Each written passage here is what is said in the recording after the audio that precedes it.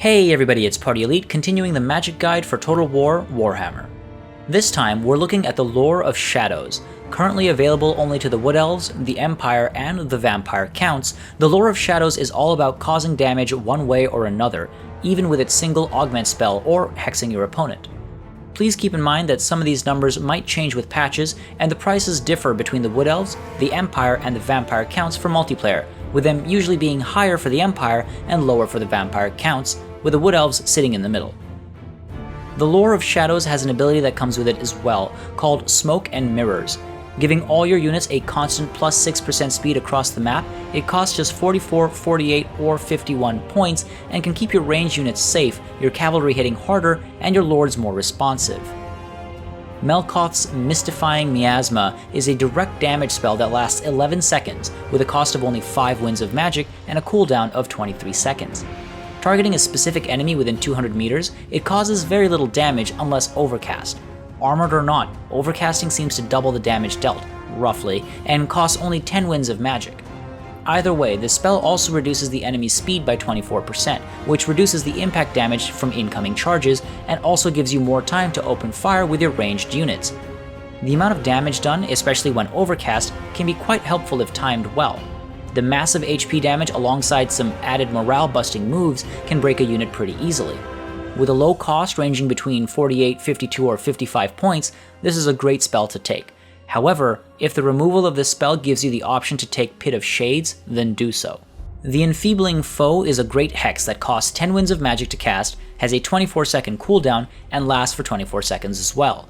Overcasting increases the cost to 13 winds, but doubles the duration of the negative 34 melee attack and negative 36 melee defense it applies to the targeted enemy unit. That is a massive debuff, with the potential to have, if not completely negate the melee attack of some high tier units, while also making them extremely easy to hit.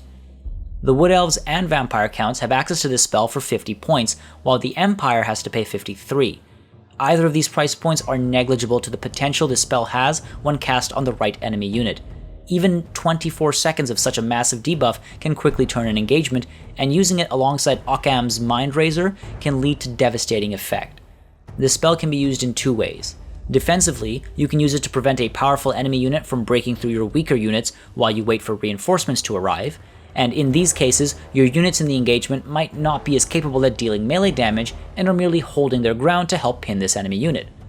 Offensively, you can use it to quickly rid yourself of an engagement, freeing one of your heavy-hitting units up to push onwards. In these scenarios, you're casting the spell on an engagement where your unit already causes damage, but you want to increase how often that damage is dealt, while also reducing any damage taken.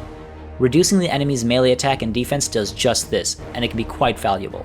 The Penumbral Pendulum is a wind spell that lasts 3 seconds and costs 13 winds of magic to cast with a 40-second cooldown. Overcasting simply increases the cast range with a cost of 18 winds of magic. Absolutely beautiful to look at in action, this spell is most effective when the enemy is in a straight line for you to cast into. The spell slashes back and forth multiple times, moving down the line, flinging soldiers about, and causing a fair amount of damage. With a cost of 107, 111, or 114 points, I would only take this spell with me in specific scenarios. Because it casts in a straight line from your caster, you have to position yourself appropriately, hope your opponent is foolish enough to present a straight line, and then cast at the right spot. This can be devastating against an enemy that is likely to box up, such as the dwarves, and works great if you intend to hold a straight line and can get your caster to the side. In campaign play, it can be quite useful in siege battles as long as your caster has a flying mount. Go over the walls and cast the spell on the other side of the gate when the gates are broken, and you might be able to create a hole for your units to pierce through. In multiplayer, if you intend to hold straight lines, it makes sense to take the pendulum with you. Instead, if you intend to break your line significantly, playing with a lean towards skirmishing and possibly parting your opponent's army, this spell might not see ideal circumstances for use. Withering is another hex spell that costs 13 winds of magic to cast, with a cooldown of 40 seconds and a duration of 31 seconds. It can target an enemy unit to hit them with negative 15 armor and negative 8 leadership. When overcast, you spend 16 winds of magic, but get an added area of effect of 45 meters, plus the ability to target the ground instead. 31 seconds of armor and leadership reduction can make a very big difference, potentially winning entire flanks. Costing 117 for the Wood Elves and 120 for the Vampire Counts of the Empire, however, this becomes quite a pricey spell. I'd suggest carrying it only when you intend to actively use fear and terror and want to support the leadership damage with magic. Alternatively, if you're guaranteed to be up against armored units like with dwarfs or the Warriors of Chaos, it would be a good idea to bring the ability to reduce armor where you can't present armor-piercing units to defend. This is especially true when playing as the Wood Elves. If you want to completely devastate an armored unit, use Withering alongside the Enfeebling Foe, a surefire combination to win any engagement against an armored unit. Pit of Shades is the first worthwhile vortex spell in the game so far. With a cost of 14 winds of magic and a cooldown of 55 seconds, it lasts for 13 seconds and stays in one place. Overcasting costs 17 winds of magic, but adds armor-piercing damage to the mix. If you're confident in your ability to time the cast or place it in a way that keeps it from damaging your own units when they're engaged, and you have the points to spare, take Pit of Shades in place of Melkoth's Mystifying Miasma. If you're not confident in either of these, then stick to the spell that locks onto the enemy unit. Pit of Shades is much pricier, but it causes a tremendous amount of damage, armor-piercing and not, when overcast. So, for a cost of just 4 more than an overcast Miasma, you get severely more damage through, alongside massive formation disruption. You can also use this in siege battles to create a hole in the enemy lines where your soldiers have penetrated the defenses, so there's no wall of enemy troops holding you back. The cost of 183, 188, or 191 is irrelevant when it can more or less single-handedly take out a 950 point unit. Okkam's Mindrazor is an augment spell that costs 18 winds of magic, has a cooldown time of 59 seconds, and lasts for 32 seconds. It can target an ally to imbue them with magical damage, while also giving a plus 44% weapon damage and plus 44% armor-piercing damage. Overcast, it costs 21 winds, but adds an area of effect of 45 meters and the ability to target the ground as well. If you're up against a heavily armored opponent, this is a must-have spell despite its high cost of 184, 189, or 192.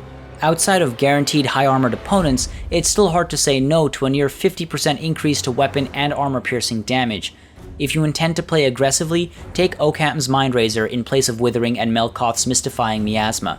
Between the Enfeebling Foe and Mindrazor, you'll be hard-pressed to keep your Winds of Magic tank full, so make sure you're using magic when you're certain it will be helpful. Don't waste a second of this very expensive spell, and ensure you're only casting after an engagement begins, and that you're targeting as many units as possible in the area of effect. And that is the Lore of Shadows. Naturally, this being a brand new set of spells brings some uncertainty and the possibility of needing to update it in the near future. The Lore of Shadows, available to Wood Elves, the Empire, and the Vampire counts, is a powerful lore. While most of its useful spells are extremely expensive, they're equally worthwhile if used correctly. As always, for more Total War content, including updates to this Magic Guide miniseries, make sure you subscribe to this channel, and keep up with me and the channel by following me on Twitter at _PartyElite. And if you have any Lore of Shadows related thoughts of your own, let us all know in the comments below.